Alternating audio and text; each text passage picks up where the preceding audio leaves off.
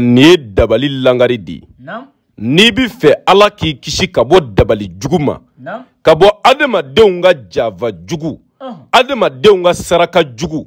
Adamadenw ka ɲɔgɔn dabali. Ni bi fɛ Ala k'i kisi ka bɔ o tɔɔrɔ ma. Nin kuranɛ aya in di b'a kɛ. Wallahu ya'asimuka minan nasi. Wallahi. Mina gindo dɔ d'i ma kuranɛ aya in kan. Cɛ o cɛ y'a kɛ. Muso o muso y'a kɛ. Dabali tɛ se e la bilen. Kɔrɔtɛ tɛ se i la. Baara jugu tɛ se ka foyi kɛ e la bilen. E yɛrɛ de bi kɛ Ala ka tanga kɔnɔ. Siga tɛ na dɛ. Dabali jugu o de kɛla sababu ye ka maa caman mako sa. Dabali jugu kɛla sababu ye ka nafolotigi caman ka nafolo tiɲɛ. Dabali jugu kɛla sababu ye ka maa caman ka baara tiɲɛ. Dabali jugu kɛla sababu ye ka maa caman ka furu sa.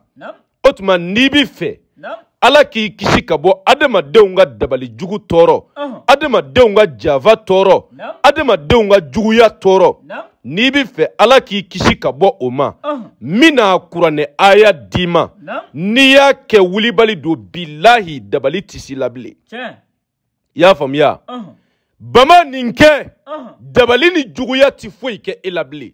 A y'a di diɲɛ bɛɛ ma. Ko Konate de y'a di. Maa o maa y'a kɛ Ala b'i kɔlɔsi di. Ala bi ka maa min kɔlɔsi danfɛn mi se o tigi la bilen wa? O tɛ kɛ dɛ. O tuma na i b'i jija. Wallahu ya'asimuka minan nasi. I b'a sɛbɛn 111. Wallahu ya'asimuka minan nasi. I b'a sɛbɛn 111. O faamuna?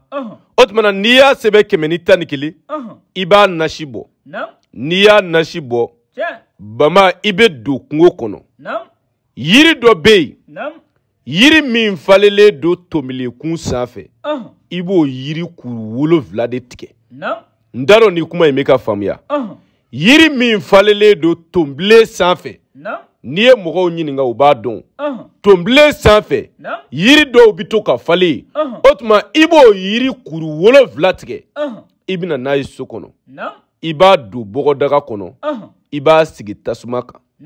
N'i y'a sigi tasuma kan mais i bɛ gabakuru 2 de sigi ni ka jelekisɛ kɛ a sabanan ye. I bɛ tasuma don a kɔrɔ ka ji kɛ o fura in kan. N'a tobila ka mɔn o tuma na Bama i bɛna i ye kuranɛ aya min sɛbɛn i b'o nasi dɔ kɛ a furaji kan. Ale bɛ ko su 7 kɔnɔ. Wallahi n kalina Ala la. Cɛ o cɛ y'o nasi ko Ala b'i kisi ka bɔ dabali jugu ma. Hali ni dabali jugu de bɛ e fari la, siri jugu de bɛ e fari la, Ala b'a bɛɛ tiɲɛ ka bɔ yen. Ni maa y'i bɔ o kɔfɛ walima maa ye baara jugu kɛ i la o kɔfɛ a bɛ segin a tigi ma dɛ. N'a tigi ko a b'i faga a tigi yɛrɛ bi sa dɛ. N'a tigi ko a b'i ta tiɲɛ k'i sigi i senzabara kan Ala b'a tigi yɛrɛ ta tiɲɛ. O tuma na n ye nin di aw ma fi sabilillahi. Maa min mana kɛ Ala ka barika don a la kuranɛ aya jɛlen don tu t'a la ta t'a la. N'i y'a kɛ i ka dugawu kɛ garibukɛ yɛrɛ ye. A bɛ faamuya? O tuma na nin ye dɔnnifin dɔ dilen i ma. N'an bɔla yen sa maa min bɛ fɛ ka nafolo yɛrɛ sɔrɔ ka nafolo yɛrɛ sɔrɔ a caman ni Ala ka kuranɛ jɛli k'a sɔrɔ i ma baara jugu kɛ k'a sɔrɔ i ma sitanɛ baara kɛ. Maa dɔw bi don baara jugu dafɛ ka sitanɛ baaraw kɛ pour que ka nafolo sɔrɔ. Bama o banna sa. Adamadenw kan ka kunu ten. A ye sigi Ala kumakan ma bilahi i bɛ nafolo sɔrɔ ni kuranɛ jɛli k'a sɔrɔ i ma baara jugu kɛ k'a sɔrɔ i ma sitanɛ baara kɛ. Sura 1 pe Ala ka kuranɛ kɔnɔ Iza wakati don. N'i ye Iza wakati baara kɛ Ala b'i sɔn nafolo la. N'i ye Iza wakati baara kɛ i mana kɛ yɔrɔ yɔrɔ Ala yɛrɛ b'i sɔn a bɛ nafolo d'i ma.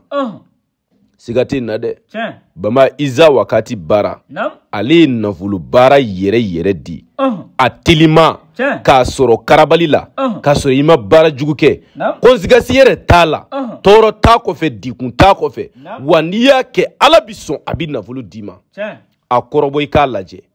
I bɛ diɲɛ yɔrɔ yɔrɔ n'i bɛ fɛ ka Iza wakati baara kɛ ale baara bɛ kɛ 30,000 nka i bɛ se ka 15,000 sara fɔlɔ ani ka sɛden 3 sɔngɔ 1,800 an bɛ baara kɛ i ye baara jaabi sɔrɔlen kɔ i yɛrɛ kɛlen kɔ k'a dɔn n ye baara kɛ a ɲɛna o tuma i b'i ka wari tɔ sara i bɛ yɔrɔ yɔrɔ iza wakati nafolo baara bɛ kɛ ten 30,000 don nka i bɛ 15,000 sara fɔlɔ ani ka sɛsɔngɔ 1,800 an bɛ baara kɛ baara jaabi sɔrɔlen kɔ i b'i ka wari tɔ sara o tuma ni maa o maa mako b'a la i bɛ se ka weleli kɛ an ka telefɔni numéro la o ye +223 72 24 02 98 n'i ye weleli kɛ o numéro la ni Ala sɔnna i ni garibukɛ bɛ ɲɔgɔn sɔrɔ o tuma iza wakati nafolo baara bɛ kɛ nin cogoya la nin ka fisa i ka don dajugu fɛ pour que ka nafolo sɔrɔ dɛ nin ye Ala kumakan de ye n'i y'a baara kɛ Ala yɛrɛ bi sɔn a bɛ nafolo d'i ma o tuma maa minnu ka sababu b'an bolo Ala k'olu ɲɛsin an ma hakɛto bɛ kuma in kan sɔli ala rasuli wa salamu aleykum wa rahmatulahi wa barakatuhu.